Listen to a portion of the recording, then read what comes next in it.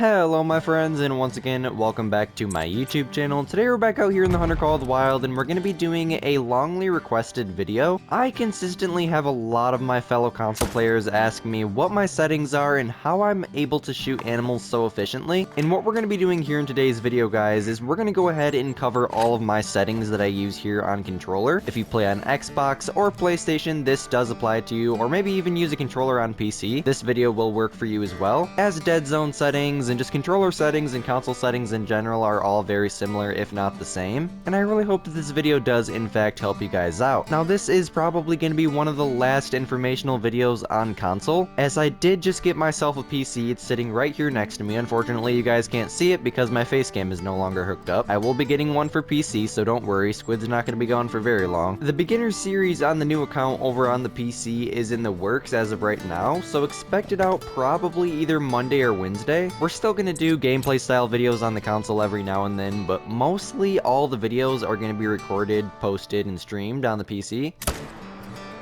So expect a video on console every now and then, maybe just like going out to Emerald Coast or something, or whatever map that you guys vote on for the week over in the Discord, just for a casual hunt. Maybe pull some diamonds to add to the main lodge and just keep the lodge up to date here on the PlayStation, and just so that way our 1000 account here on console is not completely forgotten about. Not necessarily forgotten about, but I just still want to use it, to be 100% honest with you guys. As much as I love playing on PC, and it is very nice, I have tried it out, I do still enjoy playing on console, and I know a lot of you guys enjoy watching it. So without further ado, my friends, no more babbling on. If you guys haven't already, go down there, smash that like button, and subscribe, as it is much appreciated, and it is the #1 thing that can help support the YouTube channel, especially hitting that like button because of the fact that it gets the videos pushed to more people just like yourself, therefore allowing me to help more people just like yourself. Without further ado, my friends, let's dive right in.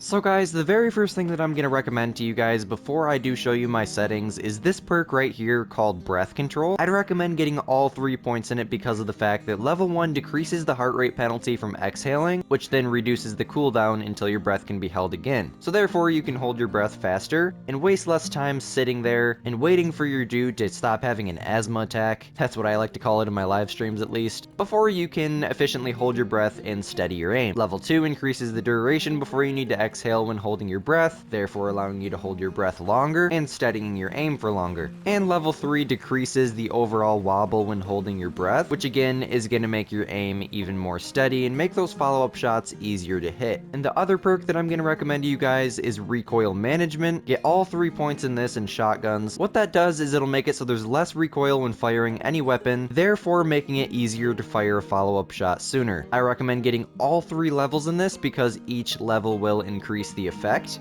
and it's going to make your follow-up shots super efficient and way easier to hit.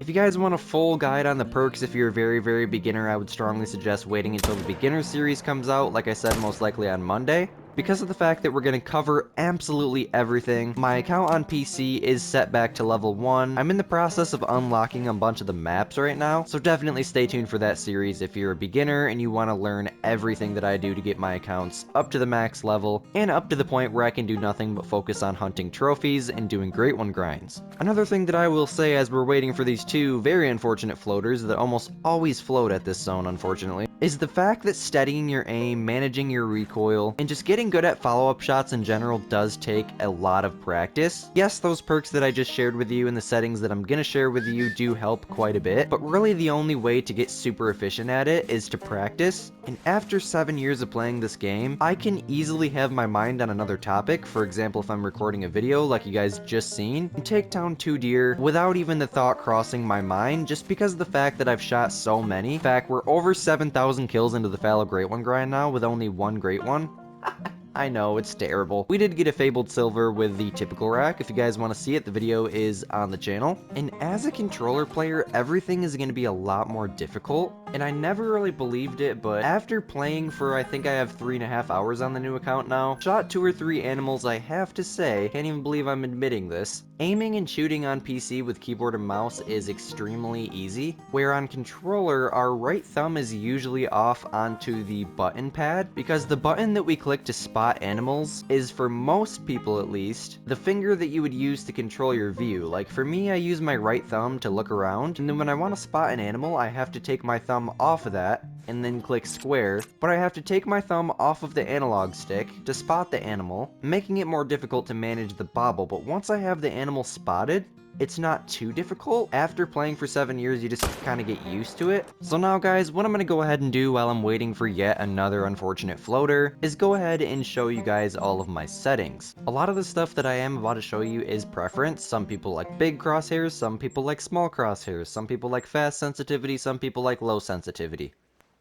I would strongly suggest that you guys do in fact experiment with all the different things that I'm going to show you, but you very well can just copy my settings, and it might actually just work out for you. So for my reticle shape, I have it on the crosshairs, I have it on the lime green because, as you guys know, that's my favorite color, and that's just the channel theme in general, so why not? And the reticle size small because having a great big thing in the middle of my screen just kind of messes me up. In fact, that was one of the first things that I changed when I switched over to PC last night. Other than that, I haven't really changed much of anything, besides the dog outline color to red because he's kind of hard to see with the one that they have it on. As for video, I would recommend turning off motion blur because it does reduce the performance of the system and can lower your FPS. And overall, I just don't like the way it looks in general. It makes everything look blurry when you're turning, and then when you turn it back off, you guys can see when I look left and right, there's almost no blur whatsoever, besides the natural blur of just looking around. Same thing that would happen in real life.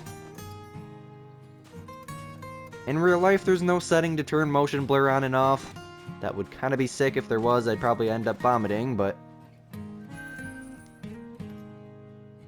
So therefore, in-game, I don't use it. Mainly because it does lower the FPS and makes it lag a little bit more than usual.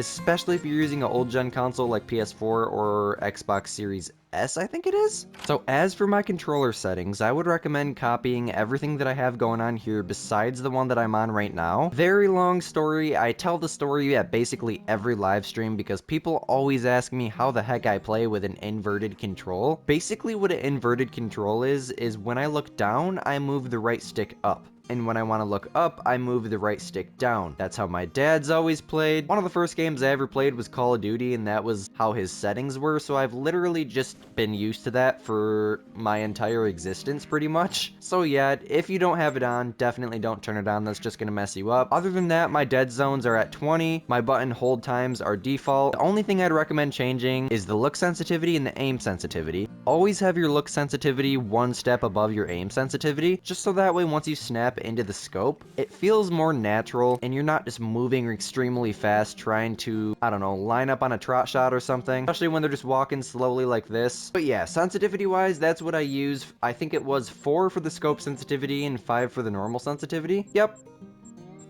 That's exactly what it was. And other than that, my friends, that's pretty much my entire settings list. If you did in fact find today's video helpful, definitely let me know by smashing that like button and subscribing, as it is much appreciated. I know it was kind of a shorter video today, guys, but I do have some work to do over on the PC. Like I said, the beginner series is in the works. It's one of those real long videos that's going to take me a day or two to record. The video schedule is still going to be the exact same. We're going to have a normal gameplay style hunt on the console here on Sunday, so be prepared for that. And without further ado, my friends, my name is Squid. This is Squidster, and we'll see you later. Peace.